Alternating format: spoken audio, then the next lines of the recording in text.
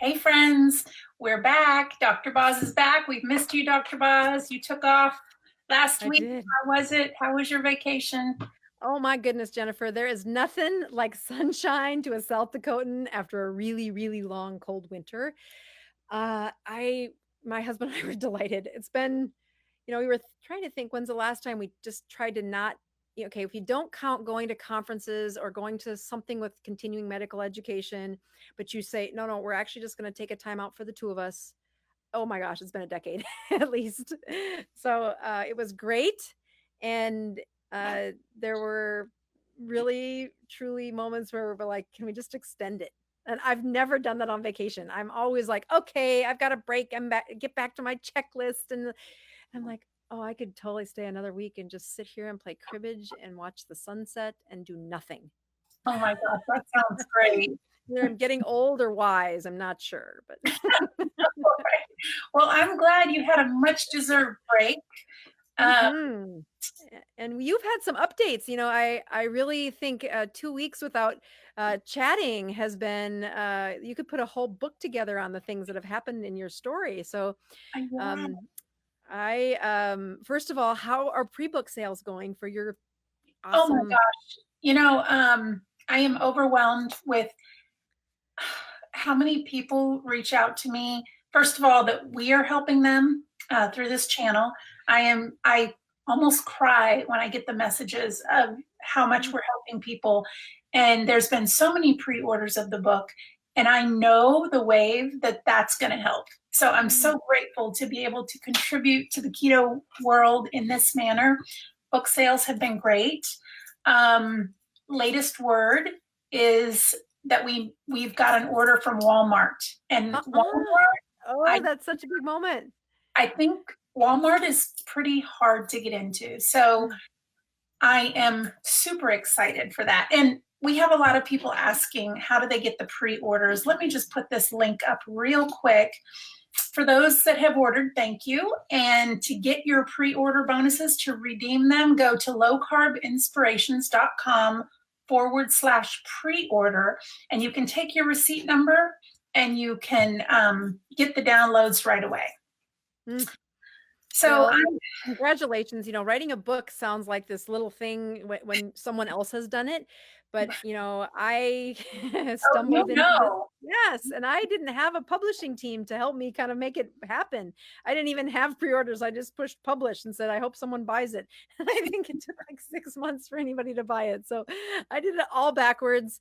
But in the end, once you kind of watch, the hardest part that I think that you just need to own is the courage to say, I have this idea, I've put it to paper, and now I'm going to share it with a whole bunch of people I don't know. So it's like this moment of trusting God and all of the things that can life give you, that kind of abundance. And boy, you can't say anything but congratulations. You deserve all the praise. Your leadership in this world and your own testimony are worthy of this reward for helping people. And like I've actually sold the book in the ways like this, saying Jennifer Marie is to cooking what I am to medicine, which is and you are straightforward. good at medicine. Yeah, straightforward, simple, good explanations. Oh, and really good. Well, thank you for that. I appreciate it. Mm, I don't know what is wrong with me today or mm, these last couple of weeks. I am just not myself.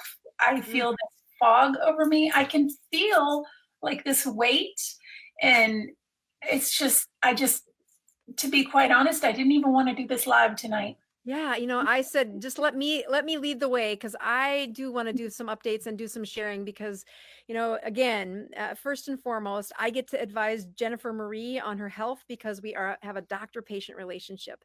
And so when she reaches out and says, hey, this bubbly personality with lots of energy, incredibly, I think one of our first conversations, I said, yes, you must be a firstborn female, because I can smell my own kind. Very driven, very much about, being a trailblazer in not looking around for too many words of affirmation, because you can feel what you're doing is right. But when your brain isn't working right, it does hurt. And especially when, you look at your journey. We started this in November with a goal of losing weight, 50 pounds. And boy, you look at the 20 years of practice that I've helped patients with. And when I ask them to lose 50 pounds of weight, first of all, it's like a 3-year process, but also you're starving them and their brains aren't working right. When you do this with a ketogenic diet, you don't have to feel that way. Yeah. And we started out with a really good intentions, and then we got a left curve from what we'll call Mr. Ovary dysfunction. And that is, we tried to fight your menopause of really a screaming brain saying, hey, I really need some estrogen. And your ovaries, despite our best efforts, have said, not in for it. I'm done. I'm tapping out. You're going to have to do the rest of this journey without me. And I put up quite a fight, but No, right? You are.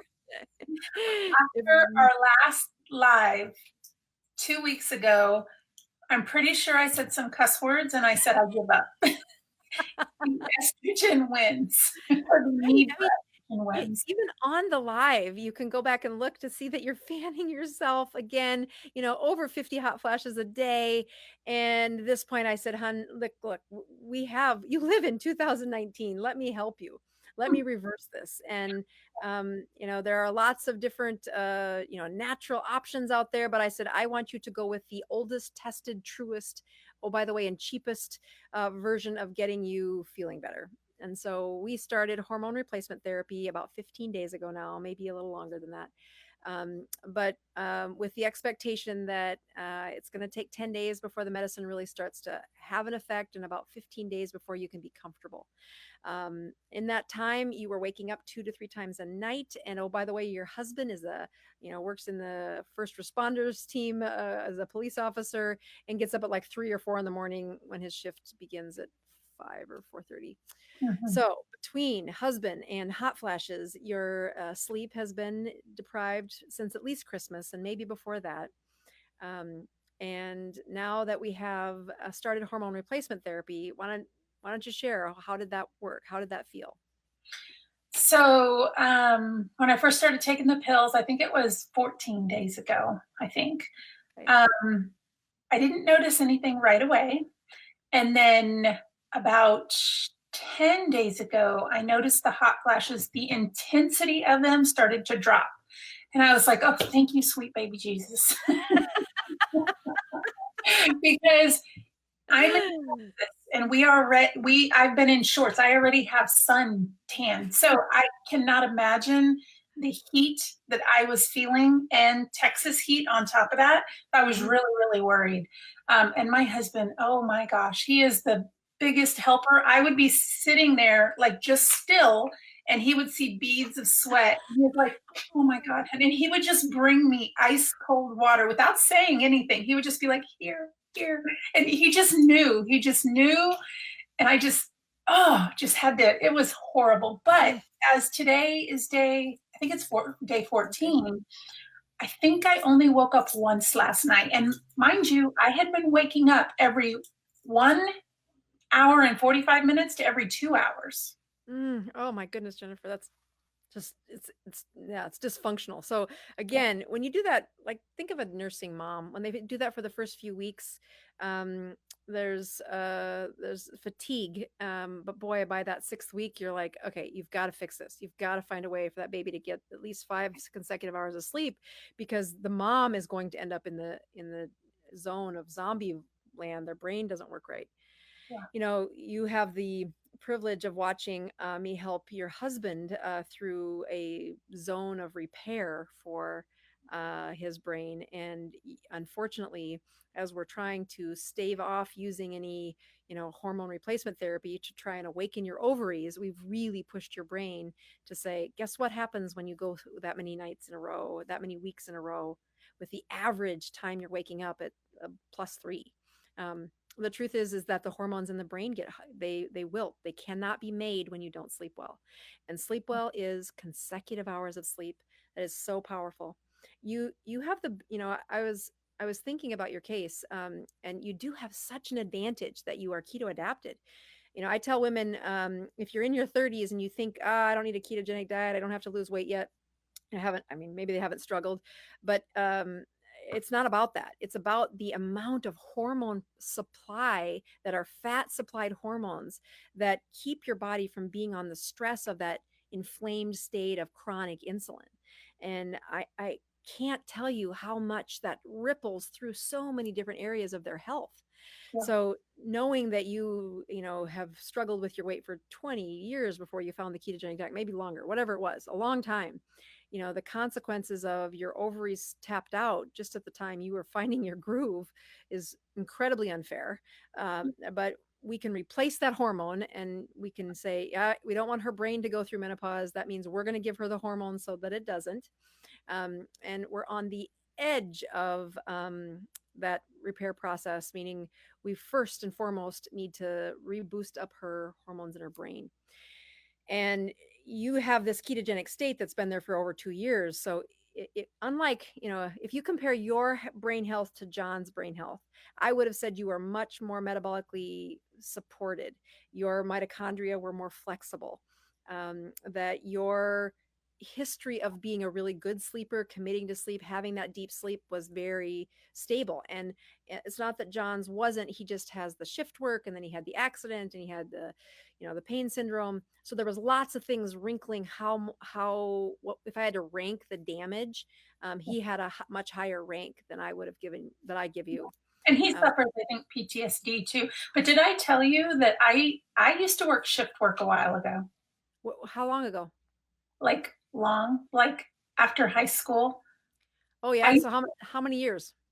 a year and a half. I used to be a police dispatcher myself. Is that how you met? No, you No, guys met in high school. no. Weird. We were competing to who could work for the police department first. And you won? I won. Of course you did. Of course you did. But I didn't like it, so I got out of it.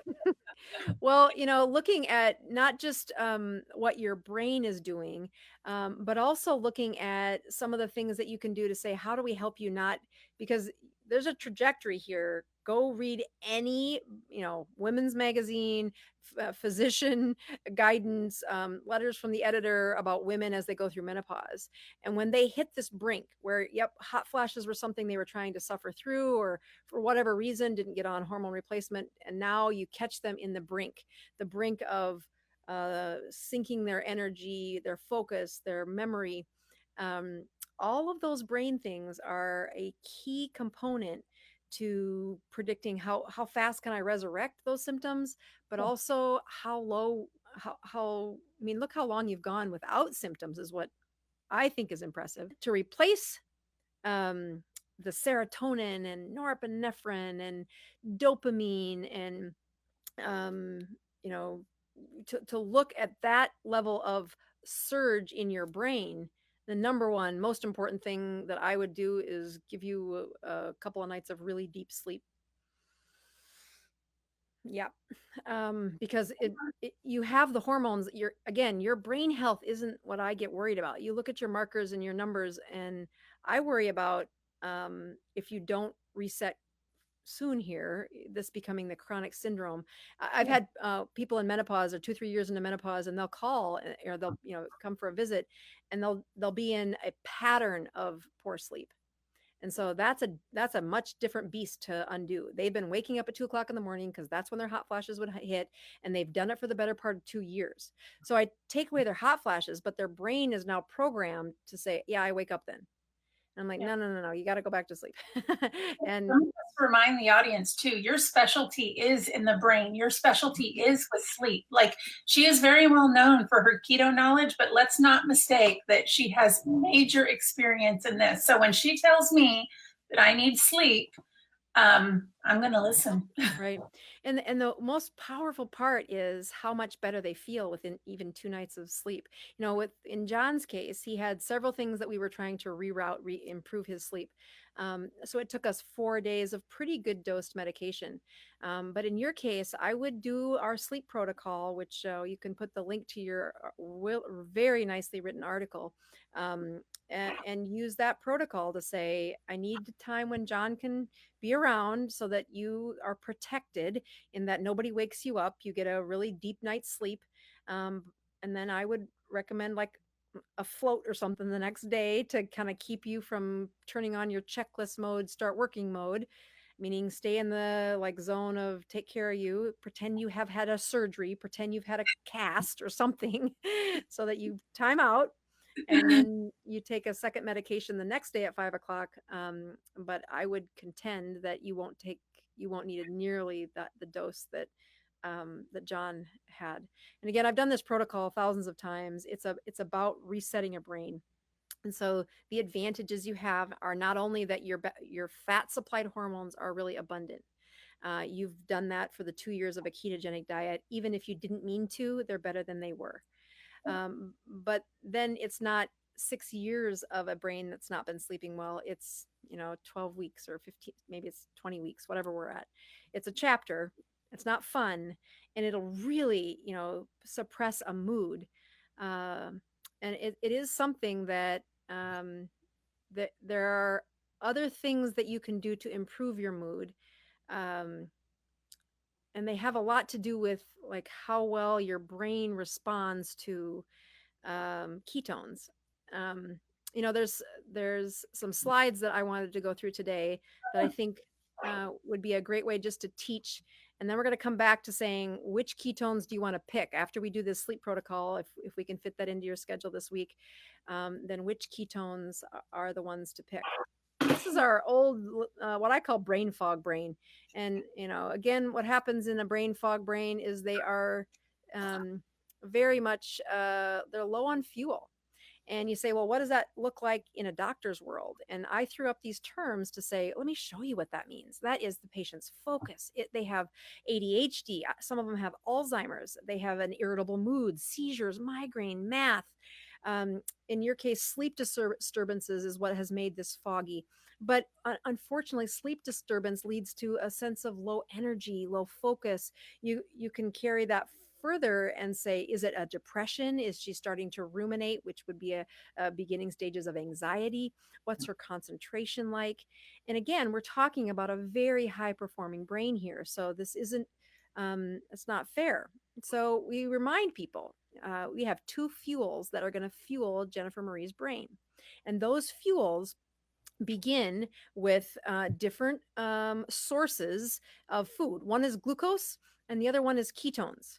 The key thing here is you can't make these in your brain. You must haul them into your brain. And I think that is the part where when you look at your system, that blood vessel right there is totally you. You have ketones every time we've checked, and your glucose numbers are there, but they're not like so abundant that it causes swelling throughout your body and brain. So here are your two ketone, your two sources of fuel. We have glucose and ketones.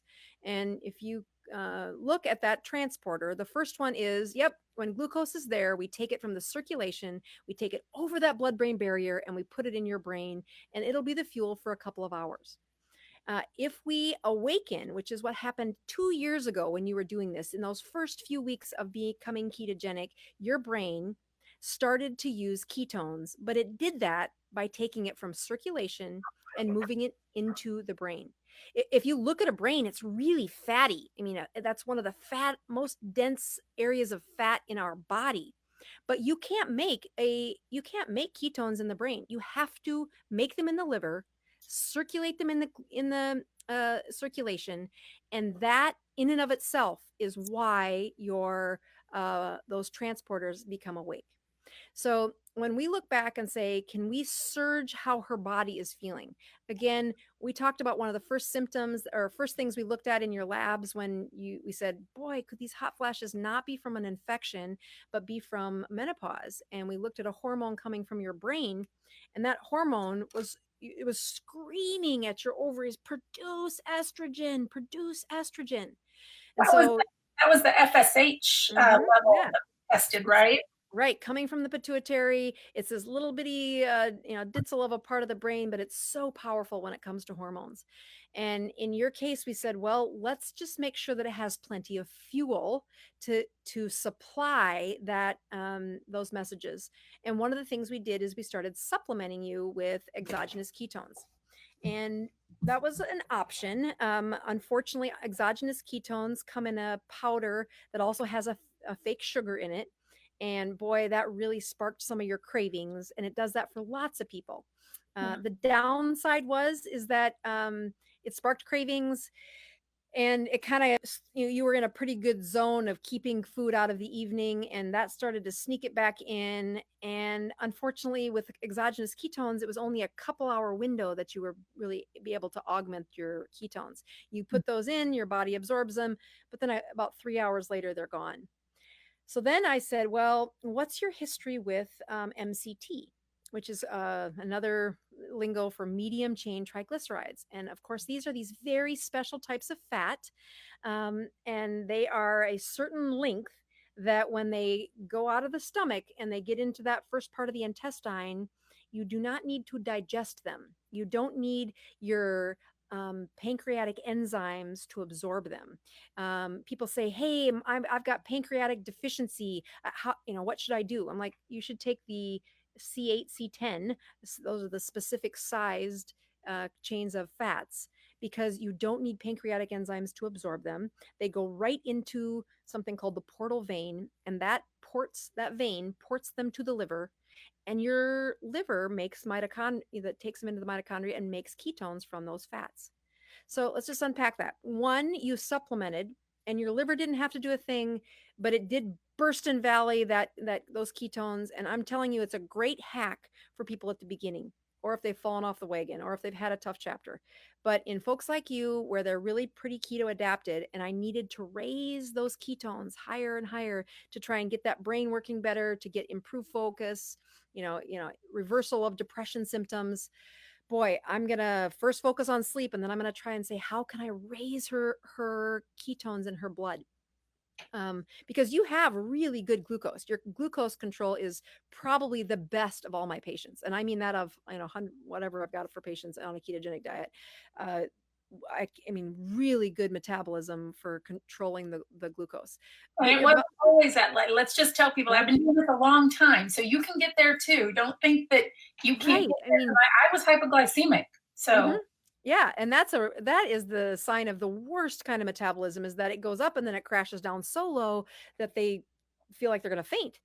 So your improvement in your metabolism is spot on. You have really, people say, "Oh, I don't cheat." I'm like, you can tell when you look at their Dr. Boz ratio if they're cheating. I'm like, okay, somewhere, even if you don't know it, and I'm sure they're not doing it on purpose. You can tell when you're fasting. You can tell by how people react fasting if they've cheated or not. And we found that. We didn't talk about the fasting that happened 2 weeks ago either, but you found that when we were talking on the phone, and you were like, well, how did John do? And I'm like, well. Let's actually do that, because it'll lead to the next step. So we have two things that we talked about raising your ketones. One was exogenous, one was the MCT. MCT is going to last longer, and your liver is making the ketones. But before I go to the next one, I want you to tell me that story about the two of you were asked to fast. And go ahead. First of all, you got to love the internet, because it is the only place where I can announce that I'm going to do a 36-hour fast, and I can get hundreds of people to join me. That's where I love social media, because sometimes when we're fasting, we need a support system, or at least I do. So not only did I get my husband, but we made a total thing of it. And there were a lot of people that fasted, and they fasted longer than I did. So I had talked to Dr. Boz, and she's like, so how did your 36-hour go? And I was like, I'm shocked. I don't know what I was so afraid of, but it was no problem. And she's like, well, how did John do? And I said, well. I love it. He was a little cranky towards the end. He was he was really suffering. In fact, I made dinner. I was fasting, but I still made a casserole for the kids. And he's like, how the beep, beep, beep, can you be in the kitchen touching food? I was like, our kids still have to eat. And he's like, I can't be near this, yada, yada. And then it was early, and he's like, I can't take this. I'm going to bed. Brilliant solution, first of all, because that's what I have to do too. I either have to remove myself, but going to bed is not bad. But his mood, it's very interesting. He's never in a bad mood, never. He is not a bad mood type person. So to see him in a bad mood it was kind of eye-opening. So when you messaged me the next day, the end of the fast, you text me, did you make it? And I'm like, yeah, no problem. And then you were like, how did John do? And I'm like, well, Definitely. he goes, I Yeah. did that. And I was like, wait, you expected me to do okay and him not? You got to explain this. So explain why you said that. Okay, so again, you look at your level of discipline, your level of keeping those carbs low, and you'd gone several times with this extended window where you didn't eat anything. And what that does is every time you do that, you're flexing your mitochondria to produce more of them in the liver, and then they're ready to use it. And again, you can see men really flex their numbers when they first do ketogenic. They have more muscle mass, they have more mitochondria in their muscle ready to flip, and so they instantly will make more ketones. But it's almost sometimes, especially when you get people who really understand the disease, they're like, okay, they can cheat a lot more, and not necessarily cheat, but just not be as strict. And what happens is their insulin gets a little higher, and they don't clean up their storage as much as somebody who is following the processes like you are. And again, many times people don't know that they're doing it. They're like, yeah, I'm fine, I'm fine, I'm fine. And then I make them look at their glucose, and I make them look at their ketones. And so when you watch John's glucose, it just was not nearly as well controlled as yours, which says when He's a he's cheater. somewhere he's cheating. And again, I try really careful because many times they don't know. And No, he does. He does. he knows, yeah. We go to a Mexican restaurant. We have this certain place out at the lake that we love to go to, and we will get the fajitas, and I will get this table-side avocado where they make it right there in front of you with jalapeno. It's the best. But he cannot resist chips and salsa when it comes to the table. So when they bring it, I'll be like, no, thanks. And he'll be like, no, just a couple.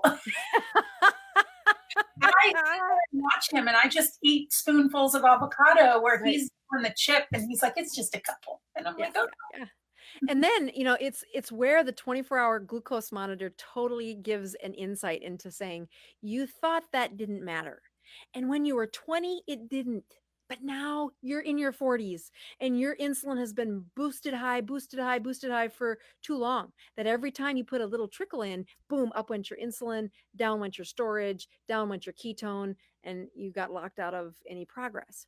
So again, the other thing that happens when they've been in that zone of kind of flickering on and off carbs, on and off, and they're way better than they used to. I mean, look at the weight loss he's had. There's nothing but praise. But when you go to a fast, and again, that's where he was at metabolically, is I really do need him to get the rest of that weight off to try and get off the sleep apnea machine. Really do have that pain syndrome to get into that, like, don't need meds for the rest of your life kind of privilege. The irritability of moods getting that crabby is a sign of low magnesium. And again, why would his magnesium be low? Okay, so when he fasted, he did a good job. He didn't have any, but that lower glucose caused him to diurese, which means pee out any of those extra stored secretion. It's fluid, but it's all kinds of fluid, like interstitial fluid in between cells. Anyway, the point is, when it does that, you waste magnesium. So if you're on the edge of low magnesium and then you fast and you've been not as tight on your protocol as you should be, boom, you'll drop that magnesium. They'll get crabby, they'll get irritable. And that's why I encourage patients on your first 36-hour fast, where really it's 2 sleep times, that the second night before you go to bed, do a float, get high magnesium, replace that magnesium. You cannot believe how much better that improves their sleep. And then I remember the first time John fasted, he struggled with sleep that second time he did that. Yeah. Okay. His ketones were way up. And you say, well, why would his ketones shoot way up? Because he stressed his system. And then his cells were saying, well, we've never had this many ketones. And some of the cells didn't know what to do with it. Yeah. And so they were still turning on their mechanisms. And that's how they got so high that he couldn't use them. And Yeah. so it's a mismatch. And a mismatch happens when you stress the system, which is what we're trying to do during a fast. And that's what brings me to the third option for your ketones. So if we want to increase your ketones by 2 to 4 hours, but we know that sugar substitutes increase your cravings, that would be what exogenous ketones did. I probably Back wouldn't. back up for just a minute because we had like 50 more people jump on. So Oh, okay. good, better, Good, bad. better, bad. Yes. Okay. So these are the three Here's ways that. why. Mhm. Real Okay, so we're doing this to say Jennifer Marie is suffering from the process of her brain just not being in the best performance thanks to menopause. We're fixing that, but now we have her in the ditch. Like it's not the best situation. So we're going to improve her sleep, but at the same time, I want her to boost her ketone production. And so we can boost the ketone production in three ways. And we're going to start with good, go to the better, and go to the best. Now, first of all, why is it so important that I really boost those ketones?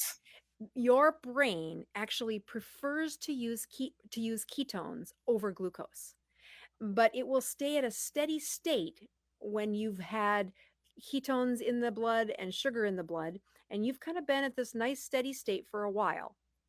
And now I want your brain to increase its hormones for the dopamine and serotonin and norepinephrine. And um, I want your brain to perform better and not have symptoms of poor sleep, of lack of concentration, of some, irritable mood, or maybe just kind of low mood would be a better way to describe what most women suffer with during menopause, those first few weeks of menopause.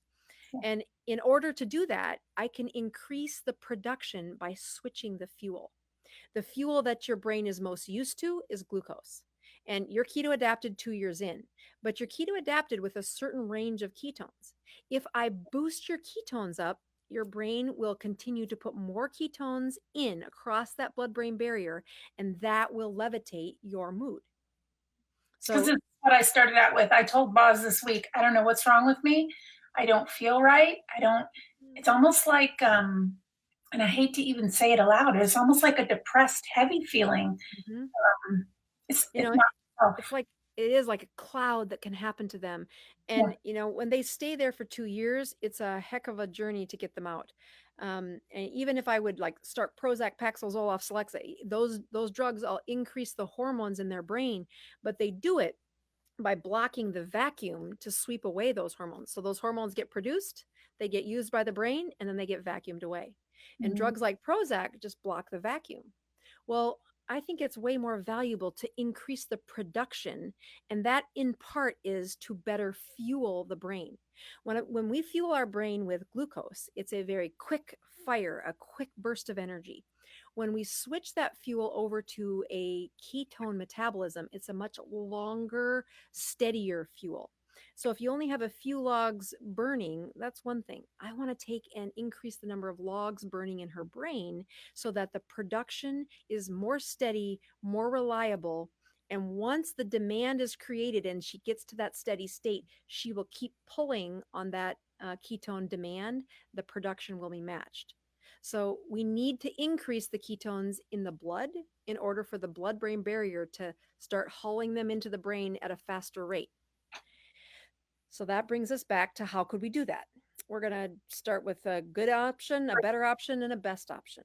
So the good option is what I frequently do with people who come to me in a funk. They aren't really into the keto life, and they should be, but I can't ask them to do all these things at once. They'll totally fail. They just don't have the mental strength to do all this. So I'll give them ketones in a can, and I'll tell them to dose it 3 to 4 times a day at the beginning. Because when those ketones in a can, it only lasts for 2 to 3 hours before you have to redose. And if I give patients a prescription pill that they have to dose 4 to 5 times a day, they don't do it. They completely give up. But if you do that for like the first week or so, it really does awaken the brain's ability to turn on these mitochondria. Unfortunately, the sugar substitutes found in most ketones in a can increase cravings, especially to somebody who's been keto adapted. If this is the first week on keto, it's perfect because that sweet thing feels good to them. It's Yeah. it's a first step. The second thing that is the better, good, exogenous ketones are good. The better is um, what I would call, or the ketones that come from medium chain triglycerides. And again, medium chain triglycerides, I'm specifically talking about fats that are 8 or 10 carbons long. Those are abbreviated as C8 or C10. And most good supplements are C8, C10. C12 is not the one that you need. So just kind of looking for no C12 should be found in that supplement. So for those who are shopping for MCT oils and you see a big price difference, look at the back and look at the C8, C10, and C12 because I've noticed it myself. The higher priced ones will have the C8 and C10, That's which is exactly what, right. yeah. Mhm. C12 is cheap. And so that's why they can do it so much cheaper. C8, C10, it just takes more concentrated. And the key to these little fats is that it does not take your pancreas to absorb them. They can actually, they are, they are, they are filtered almost, absorbed right through the lining. They don't need enzymes to break them down. They don't need chylomicrons to make a little ball. They really are just put into the portal vein, and that portal vein ports them, the vein ports them into your liver, and boom, you have ketones in your blood in about 20 minutes. So all those little fats, they don't get turned back into glucose. They all get made into ketones. And so this raises your ketone level for that 4, maybe even 5 hours in some patients. So their liver is making the ketones. So their liver is getting stronger and stronger, making the ketone production. And that is strength that carries forward, right? So we like to see that. We like to see their liver exercising and making the ketones on their own. And we know that it lasts longer than the exogenous ketones. So some people it was 4, but some even 5 hours to get elevated ketones. And again, you can check by pricking your finger. So that gets us through good and better. But the best raise of your ketones is to stress the body and release fat from storage by fasting. And this has been, you look back to some of our first conversations where you're like, doc, I just don't think I can do it. And I'm like, don't think about that. We're going to start with little bitty steps and we're going to work towards something that you can handle. And, as you look at your advanced metabolism, that's the gift of what you've really done to your body, is that it is so much healthier than it was 2 years ago. That I contend, there's all God's timing is real. He didn't introduce us till November. And then you ended up with some of these complications that many women would have totally given up on the ketogenic diet, because the hot flashes alone can lead to cravings, can lead to impulsivity. The brain sinks, and man, they spiral the drain, and it could be a couple years before they reach out to, internal medicine physicians are known for dealing with complex problems in lots of different areas, and we're supposed to put the puzzle together. And so it is not uncommon for me to see this woman 2 years into menopause, and they've got a sleep problem, and they got 20 to 50 pounds on, and their job is at 20% of the function it was 2 years ago because their brain's offline. And, there's a lot of issues that they fall slowly into that sink mode. You're So nowhere close to that. yes, and there's nobody better on this earth that I would rather go through menopause with than you by my side. So thank you for that. But so for those people who are suffering, and I know you can't consult other people, but let's just say for me, you're telling me we can do the good, better, best option with exogenous ketones, MCT oil, or the best option in fasting. So when you have somebody on here right now watching and they are suffering, who do they go to? What do they do? Where do they start? I mean, if they're watching, probably keto or low carb. Right. So your advantage is that you have a metabolism that's been exposed to ketones for so long. So that makes my job much easier. But I'll tell you, the first thing we talked about before we talked about raising your ketones is fixing your sleep. That you cannot make these hormones in a sleep deprived brain. It is such a foundation for improving that mental health. And whether that's something you notice by productivity during your day, concentration, mood, pick one. I don't care. They all are related to step one is fix the sleep. And, again, your article links to my article. I've had probably 100 patients or 100 people reach out saying, what should I do? What should I do? I'm like, print the article, take it to your doctor. Yes. It cites this is not like a whimsical, my kind of idea. I learned this from the sleep experts at the University of Utah when I trained there. And then I practiced there for 10 years in that community as they supplemented my education through thousands of patients. And now I teach other physicians. And what that article is the protocol that I use. And between what your story is and that article, you'll see just print it out, take it to your doctor saying, I want you to reset my sleep. Yeah. Um, and And just so there might be some people on here that may not have seen what happened with John months ago, and that was he had suffered with pain, he had suffered with sleep problems, PTSD, starting to have problems with alcohol, and she did a total 3-day sleep protocol with him, and it did require a certain drug, a non-addictive drug. And let me put the link up here for those who want to read about it, because I did write an article based on being the caregiver for John while he went through the 3 days. If you want to read what that is, it's at lowcarbinspirations.com/sleep. And in here, there's PubMed is listed as for the drug that was used. And also it links to Dr. Boz, where she talks about her history with it. And then it links back to mine as the caregiver. right, it's real. You can't help somebody with their mood without the sleep being improved. It's why you can't find step one without sleep apnea being addressed. In many patients, I've seen them suffer again and again without addressing it. And they come in saying, can I be on the ketogenic diet? I'm like, sure, we can do those things, but you can't improve their health unless they're sleeping well at night. And it's just such a foundation that if Jennifer Marie looks at how can her sleep be improved, how can her mood be improved, how can her weight loss be not stalled out, it would Sorry, be I don't know it's what happened. that's okay. I kept talking. How can her weight loss not be stalled? These are all very intricate parts of the hormonal process. And this first step is a very stable sleep protocol, a sleep process. So step one will be that she sets time aside for the sleep.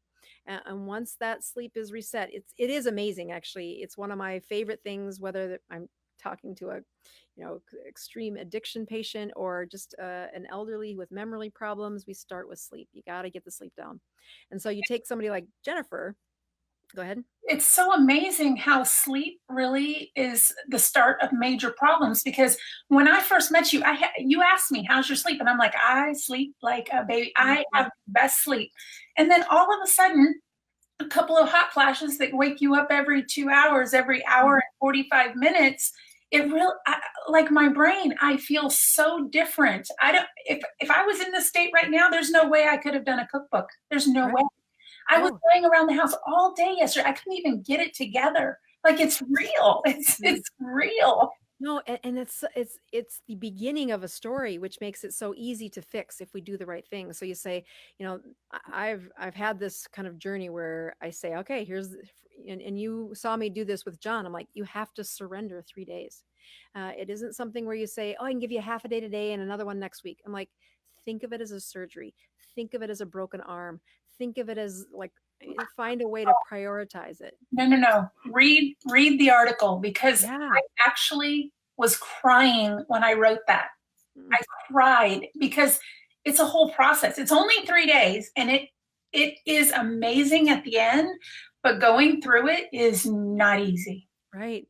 And it's been something that I adopted very early in my practice, where I said I don't do this without a chaperone to watch them in their home.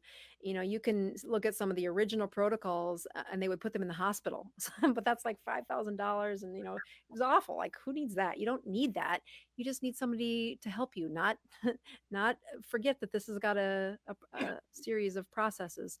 And then I always have my phone number texted to them saying, no, you call me before you call the ambulance. Because I had one husband who wasn't the chaperone, but he was the only one around, and he couldn't get his wife to wake up because she was finally sleeping. And I tell them, once I get you asleep, do not touch, keep the blinds closed, do not have a pet sleep with you. I don't care if you pee the bed, do not touch them. until they wake up. And he went in there and he starts trying to mess with my plan. And of course, she's groggy or she's like way out of it. And he called the ambulance and they ended up in a psych ward. I mean, a psych evaluation. And it was super expensive. And I'm like, no, no, no, no, no, no, no, no, no, no. She wasn't using drugs. She tested negative for all the drugs because she wasn't, it was awful. And so Yeah. that's why I'm like, look, this is a partnership. You want to get better. You got to commit and you can't like abort halfway through. You can't do this without a chaperone. You need somebody making those decisions for you when your brain is doing all these rewires that happen if you give it really solid sleep. Yeah. You know, one of my first professors said the kind of repair that you get out of a really hardcore sleep on those 3-day protocols is equivalent to what it would take 6 weeks of exact planning away from the family, but closer to 6 months of what it would take if they did this on their own at home and they, followed all the rules. It would just take that long to rewire a brain in today's world. So it's a big gift to have that quickness, but it's also got some responsibilities of saying, clear that.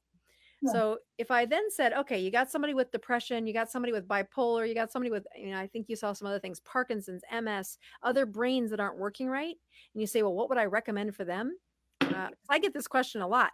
And I say, whatever you can convince them to take. It's not probably wise to take somebody who is, not probably, it is not wise to have somebody who is on a protocol or on a glucose diet and then say, hey, so if you look, this slide is one of those places where, and this is recent, just the last few years, where they were able to see these transporters that take glucose and ketones from the blood and move it into the brain, and how fast do they work. And what was remarkable was when I went to medical school, we learned that brains use glucose. That's it. They don't use ketones. They use glucose.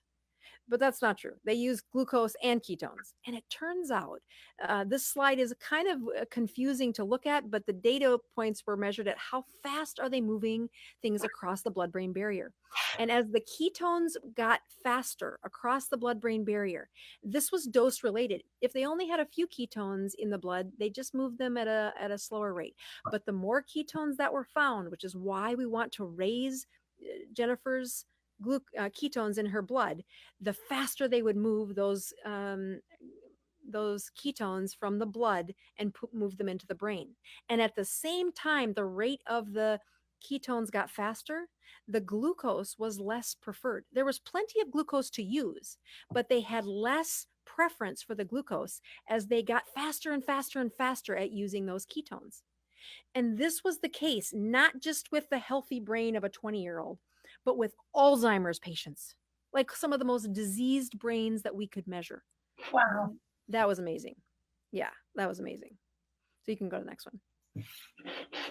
So the punchline is Jennifer Marie gets to boast about how powerful her glucose is and her ketones are. Her Dr. Boz ratio is often below 80 and many times below 40. And it's because she has really good control of her glucose, and her ketones they actually match what her body needs, but she can flex them up pretty high when she fasts. So by lowering the Dr. Boz ratio, she has what I know, she has a very strong metabolism that it isn't going to take me 6 months of Prozac and another bunch of, Lamictal or, these advanced neuropsychiatric drugs to resurrect her brain function. It is going to take a really good sleep. And then I would encourage her to at least fast once every week for 36 hours. I do this starting on Sundays. Whenever I'm recording on Sunday nights, I've usually had our family likes to play a board game right after church on Sundays. So we eat while we play the board game. And then I try not to eat after that. And then the family eats while I'm doing this broadcast so that I don't have to see it, hear it, or smell it. But that's why I do that, is that it becomes difficult to fast every week. Who wants to do that? Nobody I know. But when you do it, you do resurrect what you clean out that system. You stress your body to perform better. And that's where autophagy, that's where improved brain function comes from. And I am impressed with how many more research-based articles I get to have as my foundation for this recommendation. It is not just animal studies. These are human studies that we get to see. And I couldn't feel more privileged than to be doing this advice in 2019. It's exciting. It's so Hmm. exciting. And can we go through just a couple of questions? We do Yeah. have a little bit of time. So hold on. I've got to go back just a little bit here. Let's see. Deb says, I take melatonin and magnesium to sleep. Let's Okay. see. Yeah, so the melatonin is great. It doesn't hurt people. It does help settle into the right kind of sleep, and it's not addictive. However, when you want to reprogram a brain, it's kind of wimpy. I mean, there's actually prescription grade melatonin, which is very specific for the right melatonin receptor.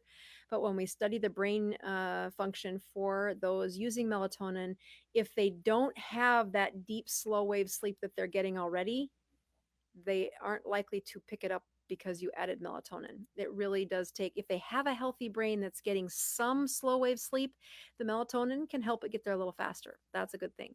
But when I look at most people, they are struggling to get their brain to shut down. Like, I'm pretty confident with the pattern of waking up and the cause of your sleep problem, which was menopause and hot flashes. Your brain's been saying, not shutting down, not, I'll stay awake. Thanks. Yeah. Yeah. So So Gwen says, are hot flashes part of ketosis? I am 72 in ketosis and hot flashes are back 2 times a day. Help, please. yeah, okay, so there's a couple things. This is real. So my mom, 71, doesn't have a uterus. And when she was at first in ketosis, she's like, what the heck is going on? First of all, my sex drive is up and my breasts are tender. Oh, mom, estrogen still gets made in your body. And it gets made when you have lots of fat hormones. And so, unfortunately, women have spent so much time in the low fat mantra, especially in our country with high insulin, that you can't have a good production of that. Estrogen. The insulin suppresses it, the high glucose suppresses it, the brain is swollen. So, lots of things getting in the way of a healthy female hormones. But when you flip into ketosis, you improve the cortisol surge, like it surges up and down. You improve growth hormone. You improve that those other fat-based hormones, which are estrogen, progesterone, and even testosterone. More for that in the men, but at the same time, those hormones are super important to how our brains feel. And when you're not in ketosis, when you're constantly fueling the body with glucose, you do not get that increase in those fat hormones. Another reason I fast every week is to resurrect my own, metabolism and my own hormones. That I get to watch folks go through this chapter that you're experiencing. I started watching this in my 20s, going, I don't want that. I don't want this. I don't want this. And obviously, as you age, it's going to happen. But if you can keep your hormones really hardy and pulsing, responding to stress each week, that just gives you that improved benefit.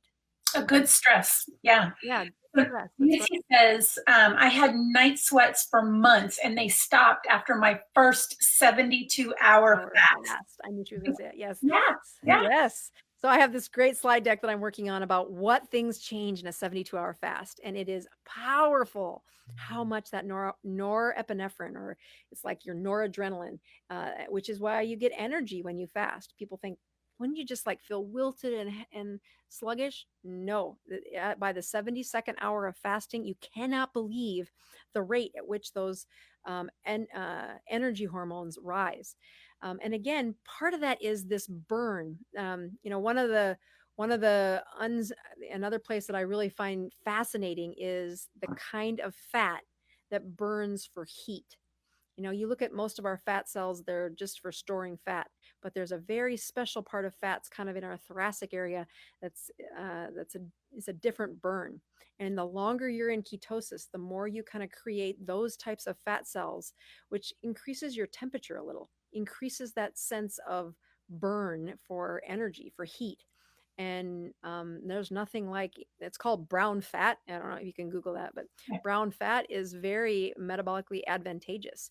And in ketosis, you get uh, a resurrection and actually a growth of your brown fat. Nice. Mhm. So Santina is saying, so you're saying MCT oil several times a day is better than exogenous ketones? Question mark.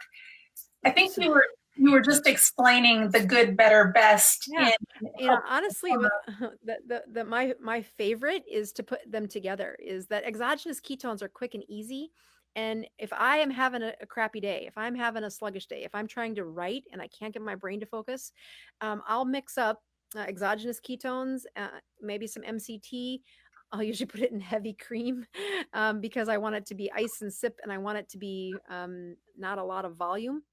But the difference is that if you're checking your ketones while you do that, you'll get one surge that gives you the boost for the exogenous ketones, and then you get another kind of longer, and it's from a different mechanism. The MCT is from your liver producing ketones, and so I just think of that as a great way to give your liver a workout. And then you have the ketones floating around, and if your body can use them, you'll use them, and if you don't, you'll pee them out. So be So careful. Dr. Ross, do me a favor real quick and show them the ketones that you've actually formulated behind you. Yes. So this is my brand of ketones. And, again, one of the key things I was aware of when I put this formulation together was that it had magnesium supplementation in it. If there's one microelement that I just am floored by how many patients suffer from this as they do a ketogenic diet, especially if they do the things like what John just did, which is do a few fasts, boy, that magnesium goes down and they can get crabby and irritable and brain glitchy, and boy, you can fix that with a magnesium. So if there's something that you're supplementing, putting a little magnesium in it. But BHB is what the chemical beta hydroxybutyrate, and so that's the name for ketones in a can. And it's a great trick. It's a great trick. Awesome. Gloria says, I did one 73-hour fast. Would you recommend doing more? I regularly fast 44 to 45 hours once a week. Wow. How old is she? How old are you, Gloria? I'm not sure. So one of the things that we worry about, and again, my mom is in this zone of something I'm careful to recommend, that is that once you lose muscle mass after the age of 70, and some can contend it's even earlier than that, it's really difficult to get that back. Fasting is a great form of autophagy where they're going to recycle cells and use them as a fuel source. But you can also use muscle cells if you push that limit too much as you age. And so after the age of 70, like my mom, I encourage her that the longest she should fast is 72 hours. So up to that point, there's pretty good data that says you are causing a healthy stress to your system. But to ask her to fast for 5 days is it's actually probably not a good idea in her age group. And so the best way actually is to check your Dr. Boz ratio. If you look at those numbers, it teaches you. If you get that, that Dr. Boz ratio down into that 20, I mean, I like to each week, I try not to break my fast until I get my Dr. Boz ratio less than 40. But when I was trying to help my mom with her cancer, her goal was to get a Dr. Boz ratio less than 20. That is really difficult. So yeah, I'm like, not. Like Gloria says she's 81. Hold on, the comments are going. Let's see. Yeah, she's 81 years old. That's plenty of fasting. I mean, the timeline, again, check yourself. That's the most powerful thing, is that nobody's going to care about your health. Even me caring about patients, I'm not going to care about their health as much as I care about mine. And that's true for every human being. That doesn't make any of us selfish. It's just human nature. So if you're checking your numbers, you're going to know more about this process than your doctor probably does. Give them time. They'll get there. But checking your own numbers at 81, you don't have time for the next decade to unfold to let the medical team catch up. Instead, be sure to be checking your ratios as you do it. And that gives you the insight to say, how am I doing? And if you watch to see how your glucose does and how your ketones rise, giving yourself a metabolic stress once a week is plenty. Yeah. So I am very happy that I got through my first 36-hour fast, and I did it last week without you even asking me to. No, it's so awesome. It really was way easier than I thought. And it really is, if you're struggling like I was, it's a mental thing. Like it really is a mental thing, because when you are fat adapted, it's actually kind of easy. Although I really hate black coffee. Yes. Well, here's the other part is that, when we first started out, it was really one of my key things whenever I'm taking on a patient is to understand their fears and then don't torture them, walk with them. The timing will come. Yeah. And especially in your situation where you have lots of people supporting you, that's nothing but encouraging. And to watch your system and your processes and your coaching advance as your own metabolic health has advanced, it's a win for all of them, for you and for them, everybody. Yeah, well, it's just at the top of the hour. I'm so grateful that we get to have these talks, even on days like today where I don't really feel like having them. There's too many people that count on this information, and there's just some days you got to put yourself aside, press the play button, because too many people need it. And Let me give you one little hint of advice. So if you're going to if you've got your sleep protocol that you're going to do, and then after that, you're going to figure out your fast, one of the things I do when I fast is I try to have something that I meditate on. Call it meditation, call it prayer. I write it down to say, what is it that I'm focusing on for these hours where I'm going to deny food? And if I get to a point where it feels uncomfortable or it feels stressful, and sometimes I get really crabby, if I've written down the reason why I'm doing it, and I can remember that in the moment of being crabby, God helps me right through it.